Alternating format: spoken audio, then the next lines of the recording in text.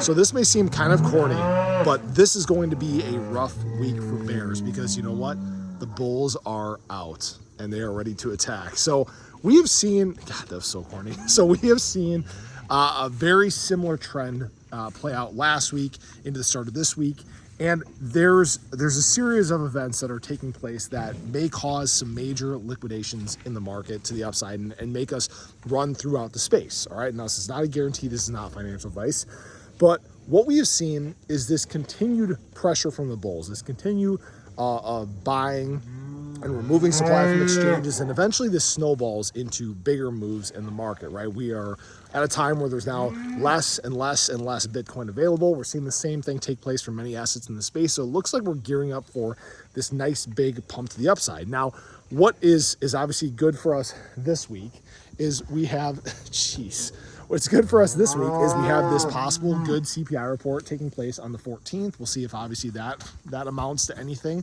But if we do get some good inflation data, don't be surprised by some nice positive movement in the market. But where things really, really get interesting is if we actually end up moving up in price between here at about 61K and about 65K, there's about $2 billion worth of shorts that would be liquidated. We have seen this heavy pressure from shorts in the market for a very long period of time, and we're finally getting to this point where we may in fact have enough data to where we can create some bullish pushes to the upside. I think right now we've gotten so stuck in this time where frankly, man, there are so many flies. We got stuck in this time where frankly there's been so much bearishness for months and months and months.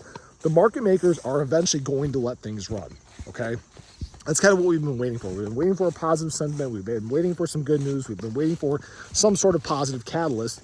And frankly, we're starting to get a little bit of this. We had the big, the conclusion of the Ripple v. SEC case, the fines, the fees, all that sort of stuff is now done. And that's removed, I think, a big black cloud that we've been waiting for.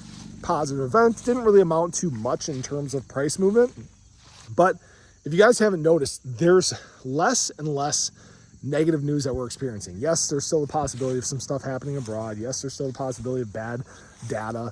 But know that, like I've said many times before, when there are people that push too hard on the market, they can get liquidated very quickly. It's the reason we ran from 49K back up to 60K in a very short period of time. It's the reason why we've had a massive correction candle in the market over the course of last week. And that's the reason why this may lead us to a much bigger reversal that is just ahead of us. In fact, some analysts are calling for 81,000 BTC in the very, very short term.